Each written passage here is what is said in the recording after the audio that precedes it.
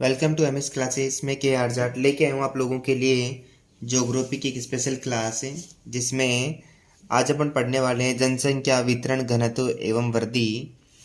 कल जो अपना चैप्टर चल रहा था उसी चैप्टर को हम आगे बढ़ाते हुए अगला क्वेश्चन चलते हैं, अगले क्वेश्चन की ओर चलते हैं अपन।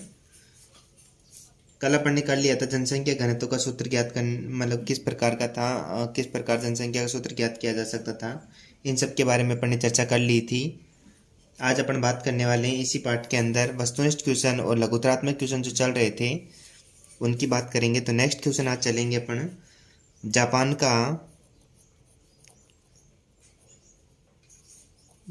का कौन सा औद्योगिक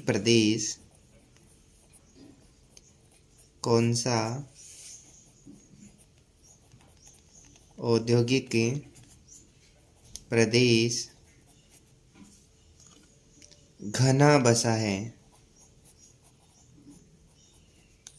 मानी जापान का कौन सा ऐसा औद्योगिक प्रदेश है जिसमें जनसंख्या सर्वाधिक पाई जाती है, उसका नाम बताना है अपने को। तो इसका राइट आंसर हो जाएगा कोबे ओसाका।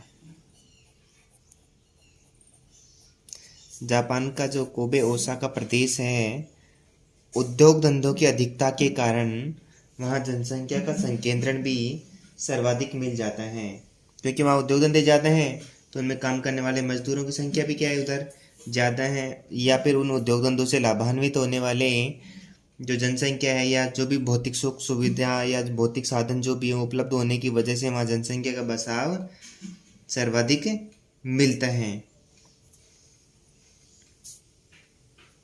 नेक्स्ट क्वेश्चन की बात करेंगे अपन। अफ्रीका के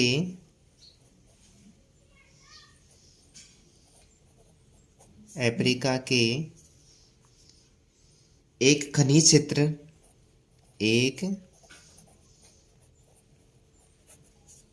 क्षेत्र का नाम बताइए जहाँ घनी जनसंख्या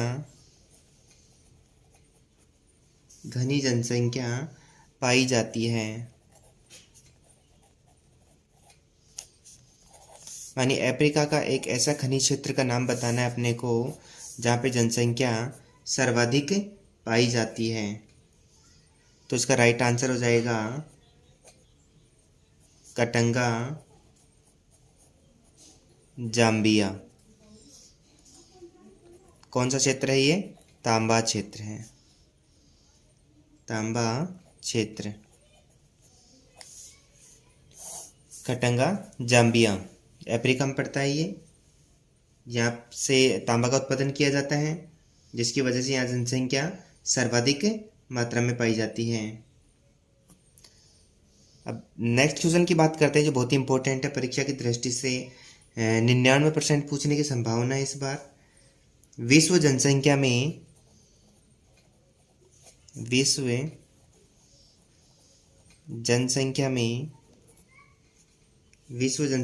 सर्वाधिक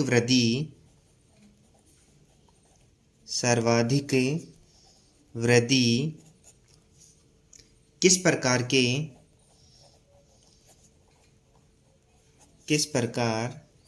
के राष्ट्रों में रही?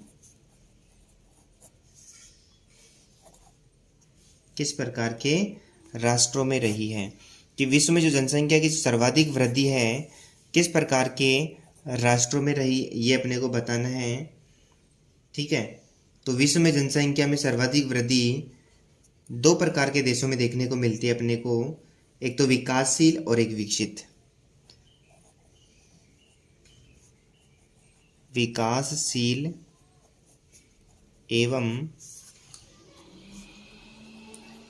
विकसित देशों में।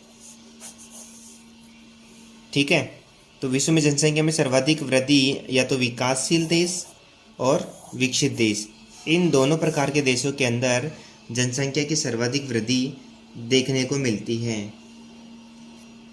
अगर बात करें अपन कि एशिया की, तो एशिया में जैसे भारत वगैरह आ रही है, दक्षिण एशिया में पढ़ते हैं, तो दक्षिण एशिया की बात करें, इस टाइप का भी क्वेश्चन बन सकता है आप लोगों के लिए।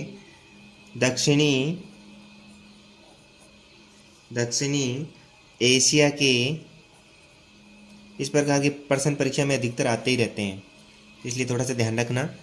दक्षिणी एशिया के कौन से दक्षिणी एशिया के कौन से दक्षिणी एशिया के कौन से देश सघन जनसंख्या के प्रदेश हैं? मानी दक्षिणी एशिया में ऐसे देशों के नाम बताने जिनमें जनसंख्या बहुत ज़्यादा मात्रा में है। तो दक्षिण एशिया में पहला तो बात कर लेते हैं अपन, भारत। कल भी मैंने बताई थी भारत की पॉपुलेशन कितनी है, 121 करोड़ 2011 की जनगणना के अनुसार। भारत हो जाएगा, उसके बाद में पाकिस्तान हो जाएगा, उसके बाद श्रीलंका हो जाएगा, श्रीलंका हो गया, बांग्लादेश बांग्लादेश व नेपाल। ठीक है, ये सर्वाधिक सघन जनसंख्या के प्रदेश हैं दक्षिणी एशिया में। दक्षिणी एशिया में सर्वाधिक जनसंख्या के प्रदेश हैं भारत, पाकिस्तान, श्रीलंका, बांग्लादेश और नेपाल। अगर बाई चांस मान लो बात करते हैं अपन, इसमें अगला क्वेश्चन किस प्रकार का बन सकता है जनसंख्या को लेकर के? तो जनसंख्या को लेकर अगला क्वेश्चन बन सकता है कि जो सर्वाधिक जनसंख्या है, तो जनसंख्या वितरण को प्रभावित करने वाले विश्वव्यापी कारक कौन कौन से, कारकों के नाम भी पूछा जा सकता है। तो नेक्स्ट क्वेश्चन की बात करेंगे अपन, जनसंख्या वितरण को जनसंख्या वितरण को जनसंख्या वितरण को प्रभावित करने वाले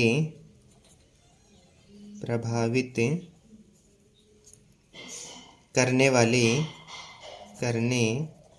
वाले विश्वव्यापी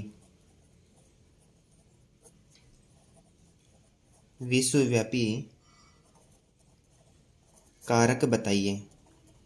छोटा क्वेश्चन इस प्रकार का पूछा जा सकता है, जनसंख्या को लेकर के इस प्रकार का क्वेश्चन बन सकता है, और इस प्रकार के क्वेश्चन की 100% संभावना बनती है आने की। जनसंख्या वितरण को प्रभावित करने वाले कारक पूछ लेगा, जनसंख्या के घनत्व को प्रभावित करने वाले कारक पूछ ले, मतलब किसी प्रकार से क्वेश्चन जनसंख्या को लेकर 100% परीक्षा में आएगा ही आएगा। हो सकता है प्रश्न इस प्रकार का पूछ ले, जनसंख्या वितरण और घनत्व को प्रभावित करने वाले कारक बताइए। किसी भी प्रकार का जनसंख्या को लेकर क्वेश्चन जरूर आएगा, छोटा क्वेश्चन आएगा। ठीक है, तो विश्वव्यापी कारकों की बात करते हैं अपन। तो फर्स्ट नंबर पे बात करते हैं अविस्थिति हो गई। ठीक है, दूसरा हो जाएगी जलवायु दशा। थर्ड नंबर पे बात करेंगे धरातल।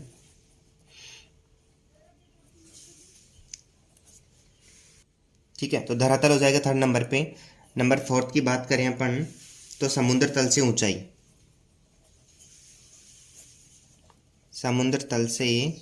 ऊंचाई। ठीक है, तो ये विश्व महत्वपूर्ण कारक हो गए। ये कारक तो बहुत सारे हैं, लेकिन ये जो इम्पोर्टेंट है परीक्षा की दृष्टि से उनकी बात करेंगे अपन यहाँ पे, कि अवस्थिति हो गई, जलवायु दशाएं हो गई, धरातल हो गया, समुद्र तल से ऊंचाई हो गई। ये सारे के सारे कारक ऐसे हैं जो जनसंख्या के वितरण को प्रभावित करते हैं। अब जनसंख्या के ऊपर एक क्वेश्चन और बन सकता है कि 100% मान लो परीक्षा में एक प्रश्न आता ही आता है इस प्रकार का, कि जिसमें जनसंख्या से संबंधित ही जो भी सूत्र दे रखे हैं अपने सिलेबस में, उन सूत्रों को पूछा जाता है। ठीक है, तो बात कर लेते हैं जनसंख्या घनत्व के प्रकार भी कह सकते हो आप, जनसंख्या घनत्व के सूत्र भी बात कर सकते हैं। तो अगला क्वेश्चन आ जाएगा जनसंख्या घनत्व के प्रकार। कितने प्रकार जनसंख्या घनत्व की बात करेंगे, तो स्टेप बाय स्टेप 1 बाय 1 बात करते हैं। तो फर्स्ट नंबर पे बात करेंगे अपन यहाँ पे गणितीय जनसंख्या घनत्व।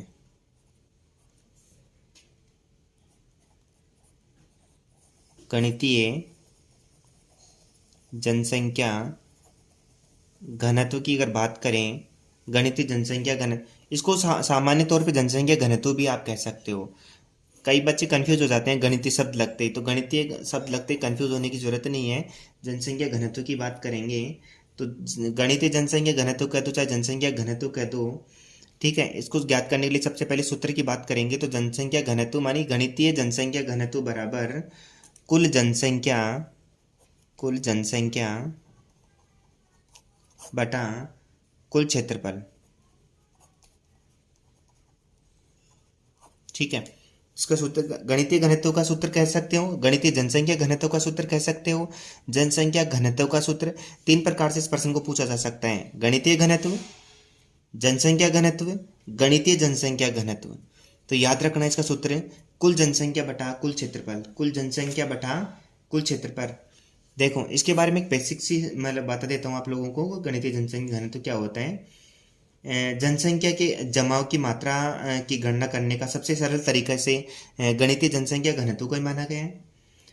यह प्रति इकाई क्षेत्रफल में व्यक्तियों की औसत संख्या, प्रति इकाई जो क्षेत्रफल रहेगा उसमें व्यक्तियों की जो संख्या है, साधारण रूप से गणितीय जनसंख्या घनत्व को व्यक्ति प्रति वर्ग किलोमीटर, या अपन यूँ कह सकते हैं प्रति व्यक्ति प्रति वर्ग मील के द्वारा व्यक्त किया जाता है, ठीक है। तो इसमें क्या होता है कि किसी प्रदेश में कुल जनसंख्या जो होती है और उस प्रदेश का कुल क्षेत्रफल जो होता है उसका भाग दे करके गणितीय जनसंख्या घनत्व ज्ञात कर लिया जाता है, ठीक है। तो सूत्र पूछा जा सकता है आप लोगों से। सेकंड नंबर की बात करें अपन यहाँ पे आर्थिक घनत्व पूछा जा सकता है। आर्थिक घनत्व, तो आर्थिक घनत्व की बात करें अपन सबसे पहले यहाँ पे आर्थिक घनत्व क्या होता है। आर्थिक घनत्व में उस प्रदेश के संसाधनों की उत्पादन क्षमता और उस प्रदेश में निवास करने वाले मनुष्यों की संख्या पर विचार किया जाता है कि उस प्रदेश में कितने आर्थिक संसाधन हैं, क्या उत्पादन क्षमता है उन संसाधनों की, उस प्रदेश में रहने वाले लोगों की संख्या क्या है, उस पर विचार किया जाता है। तो ये आर्थिक घनत्व हो जाएगा। इसका सूत्र की अगर बात करें, सूत्र की अगर बात करते हैं तो आर्थिक घनत्व बराबर, अब कई बच्चे देखो इस सूत्र लिखने में गलती कहाँ करते हैं, आर्थिक घनत्व लिख दिया, जहाँ बराबर का निशान लगाते हैं इसकी सीध में एक लाइन बनाओ। कई बच्चे क्या करते हैं इसी को ऊपर वाली लाइन में लिख देते हैं, वो गलत हो जाते हैं तो उसके नंबर कट जाते हैं, ठीक है। तो सूत्र लिखने का तरीका है जो बराबर लगाते हैं उसकी सीध में एक अपने को लाइन खींचनी है, जिसमें ऊपर लिखना है अपने को, जैसे जनसंख्या, जनसंख्या कह दो, कुल जनसंख्या कह दो, संसाधन कह दो चाहे कुल संसाधन कह दो, संसाधन, कुल जनसंख्या बटा कुल संसाधन, ये अपना आर्थिक घनत्व का सूत्र हो जाएगा। बात करते हैं थर्ड नंबर पे। थर्ड नंबर की बात करें तो कायिक घनत्व, ठीक है। तो कायिक घनत्व की बात करें तो कायिक घनत्व या कृषि क्षेत्र घनत्व में या कृषि क्षेत्रीय घनत्व में उस प्रदेश की खेती की जाने वाली भूमि और उस पर निवास करने वाले मनुष्यों की समस्त जनसंख्या पर विचार किया जाता है, ठीक है। बहुत सारे बच्चों के सूत्र में बड़ी दिक्कत आती है। इस सूत्र में होता क्या है कि जैसे मान लो ये कोई ज़मीन है अपने पास, इस ज़मीन के इस वाले भाग पे खेती करते हैं, ठीक है। इस वाले भाग पे तो क्या कर रहे हैं अपन, कृषि कर रहे हैं। ये ज़मीन क्या है, बंजर है, कुछ के ऊपर मकान वगैरह बने हुए हैं, सड़कें वगैरह बनी हुई है। तो ये ज़मीन इस ज़मीन के इस वाले भाग के ऊपर अपन कृषि नहीं करते, लेकिन जनसंख्या तो यहाँ पे भी रहेगी, जनसंख्या यहाँ पे भी रहेगी। तो इसमें क्या कायिक घनत्व में किया जाता है कि कुल कृषि भूमि क्षेत्र और उस पर रहने वाले कुल जनसंख्या की बात करेंगे अपन यहाँ पे, ठीक है। तो कायिक घनत्व का सूत्र क्या हो जाएगा, इसका सूत्र की बात करेंगे तो कायिक घनत्व बराबर जनसंख्या पूरी आ गई जनसंख्या यहाँ पे, जनसंख्या बटा कृषि भूमि क्षेत्र, कृषि भूमि क्षेत्र, ठीक है। तो कायिक घनत्व में याद रखना कि जनसंख्या तो पूरी आएगी, लेकिन जो भूमि क्षेत्र की बात कर रहे हैं वो कौन सी आएगी, जिसपे केवल और केवल जिसपे खेती की जाती है उसी जमीन का भाग कुल जनसंख्या में दे देंगे तो कायिक घनत्व आ जाएगा। नंबर 4 की बात करें तो कृषि घनत्व। कृषि घनत्व ये बड़ा पर्सन भी पूछा जा सकता है आप लोगों से, तो जैसे मैं इनकी डिटेल बता रहा हूँ आप लोग नोट डाउन करते जाइए, ठीक है। तो कृषि घनत्व में क्या होता है, इसमें कृषि की जाने वाली जो भूमि के क्षेत्रफल और उसमें निवास करने वाले कृषक जनता पर विचार किया जाता है, ठीक है। मानी जमीन भी क्या होगी, कृषि वाली होगी, और जनसंख्या भी कौन सी आएगी, जो कृषि में कार्य करते हैं, ठीक है। इस प्रदेश की समस्त जनसंख्या नहीं, वरन खेती में लगी हुई जनसंख्या ही काम में आएगी। जैसे मान के चलो अपन ने बात की थी कि इस ज़मीन पे क्या की जाती है, कृषि की जाती है।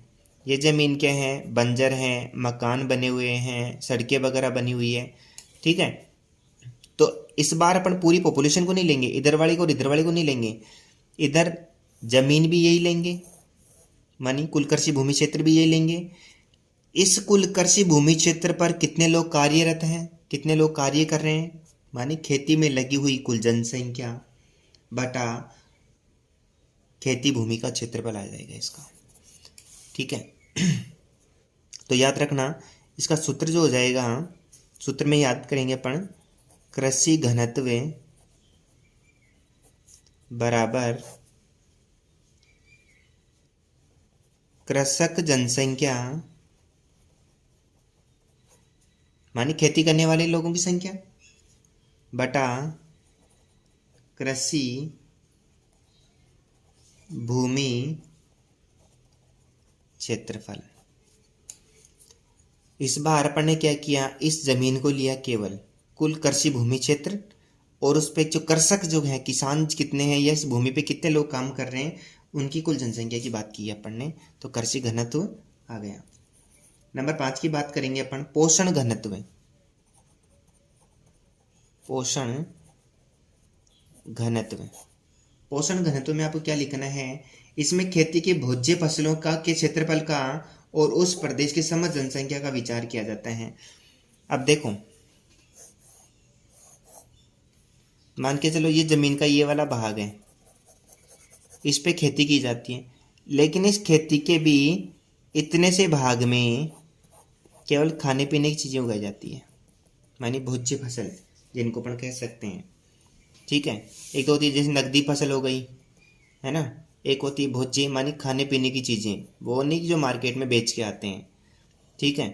तो खाने पीने की चीज़ों की जितनी दूर में उगाई जाएगी, जितनी क्षेत्रफल में उगाई जाएगी, उस केवल उस जमीन का भाग लेंगे अपन, पूरी जमीन, पूरी कृषि भूमि भी नहीं लेंगे इस बार।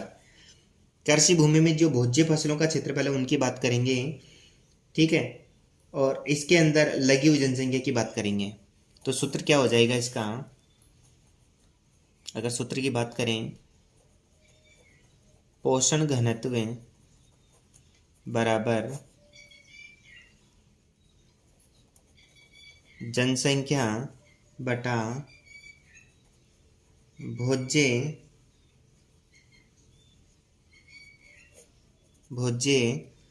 फसलों का क्षेत्रफल।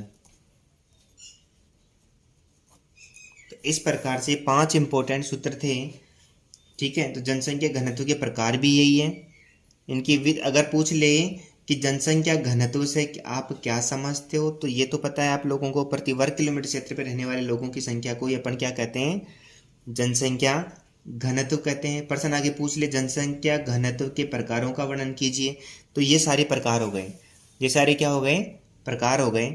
इस प्रकार से अगर डायग्राम से बना के आते हो तो और भी अच्छी बात है, वरना सूत्र तो लिखने आप लोगों को, ठीक है। तो यहाँ तक किसी प्रकार की कोई समस्या नहीं आई होगी आप लोगों को, यहाँ तक शायद कंप्लीट हो गया होगा आप लोगों के लिए।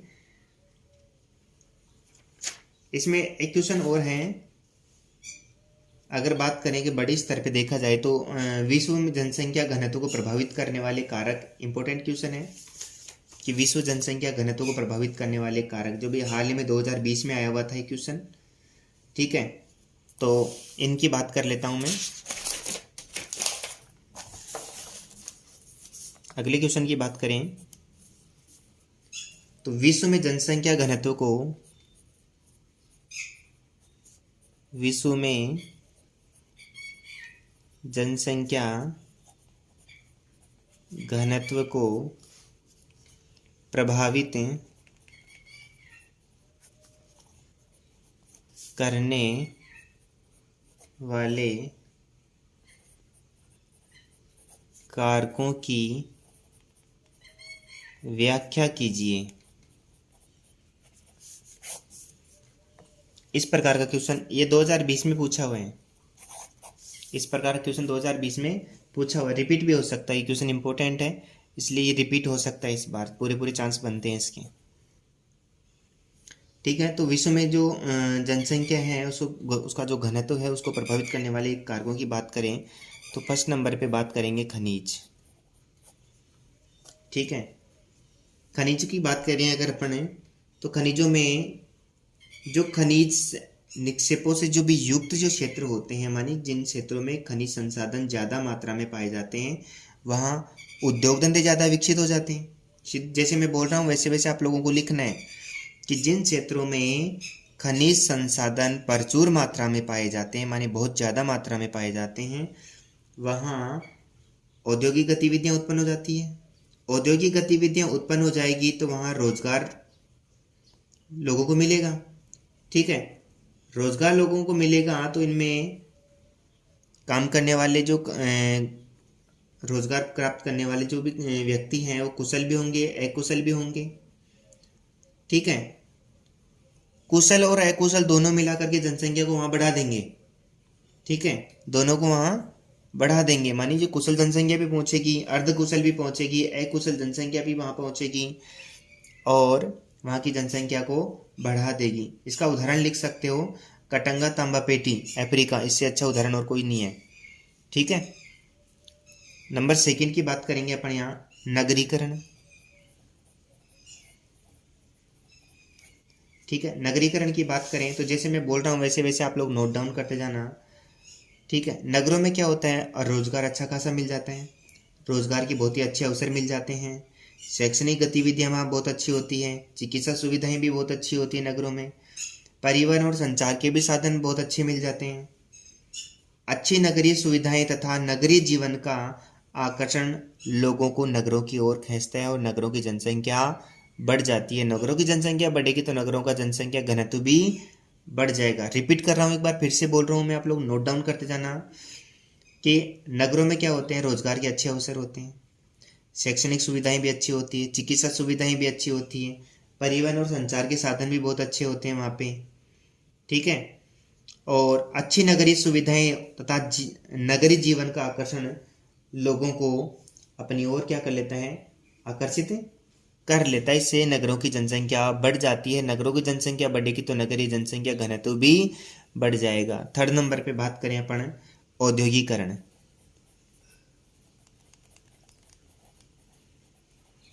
औद्योगिकरण की बात करें तो औद्योगिकरण की डिटेल बोल रहा हूँ मैं, आप लोग लिखते जाएं मेरे साथ साथ। ठीक है, वीडियो को 2-3 बार चला चला के देख लेना आप लोग। औद्योगिकरण बड़ी संख्या में लोगों को क्या करता है, आकर्षित करता है, क्योंकि इस दुनिया में एक सबसे बड़ी समस्या है कौन सी, बेरोजगारी की समस्या। तो रोजगार प्राप्त करने के लिए लोग बाग जहाँ उद्योग धंधे लगे हुए होंगे उसकी ओर आकर्षित हो जाएंगे। उद्योगों में केवल कारखानों के श्रमिक ही नहीं होते बल्कि जैसे परिवहक, परिचालक, दुकानदार, बैंक कर्मी, डॉक्टर, अध्यापक, अन्य सेवाएं उपलब्ध कराने वाले भी होते हैं। क्योंकि जहाँ उद्योग धंधे होंगे वहाँ जनसंख्या ज़्यादा होगी, जनसंख्या ज़्यादा होगी तो वहाँ पे क्या होंगे, डॉक्टर भी होंगे, वहाँ बैंक भी खुलेंगे, दुकानें भी खुलेगी, स्कूलें वगैरह वो भी खुलेगी। क्योंकि काम करने वाले अपने साथ में अपनी पत्नी अपने बच्चों को भी लेके आते हैं तो उनको पढ़ाने लिखाने के लिए स्कूल की आवश्यकता पड़ेगी। तो ये सारे के सारे वहाँ और उपलब्ध हो जाते हैं। जैसे उद्योग धंधों के कारण इनका उद्योग धंधों का या औद्योगिकरण का एक अच्छा उदाहरण हो सकता है जापान का कोबे ओसाका प्रदेश। अनेक उद्योगों की उपस्थिति के कारण वहाँ सघन बसा हुआ है। ठीक है, जापान का कोबे ओसामा क्षेत्र कोबे ओसाका जो क्षेत्र है वहाँ क्या है, उद्योग धंधे ज़्यादा हैं। तो ज़्यादा उद्योग धंधों की वजह से वहाँ जनसंख्या क्या है, बहुत ज़्यादा मात्रा में है, माने सघन बसा हुआ है। नंबर 4 की बात करेंगे परिवहन के साधन। परिवहन के साधन तो इसके अंदर आप लोग लिखेंगे कि आज के समय में मानी आधुनिक समय में परिवहन के तीव्रगामी साधनों ने जीवन यापन की क्रियाओं में सहयोग प्रदान करके तथा प्राकृतिक आपदा, युद्ध, अकाल आदि स्थितियों में सुरक्षा प्रदान करके जनसंख्या के वितरण को प्रभावित किया है। रिपीट कर रहा हूँ मैं कि आज के ज़माने में जो परिवहन के तीव्रगामी साधनों ने जीवन यापन की क्रियाओं में अपने जीवन रहन सहन की इनकी जीवन यापन की क्रियाओं में सहयोग प्रदान किया है तथा जैसे प्राकृतिक आपदा, युद्ध, अकाल आदि स्थितियों में सुरक्षा प्रदान करके जनसंख्या के वितरण को प्रभावित किया है।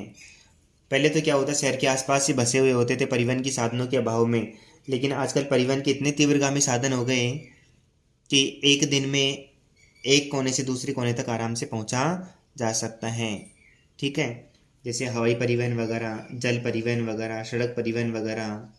ठीक है, तो इन साधनों के कारण भी जनसंख्या का बसाव क्या हुआ है, अधिक हुआ है। तो ये था एक क्वेश्चन आप लोगों के लिए जो 2020 में आया हुआ था कि विश्व में जनसंख्या घनत्व को प्रभावित करने वाले आर्थिक कारकों की बात कर रहे थे अपन।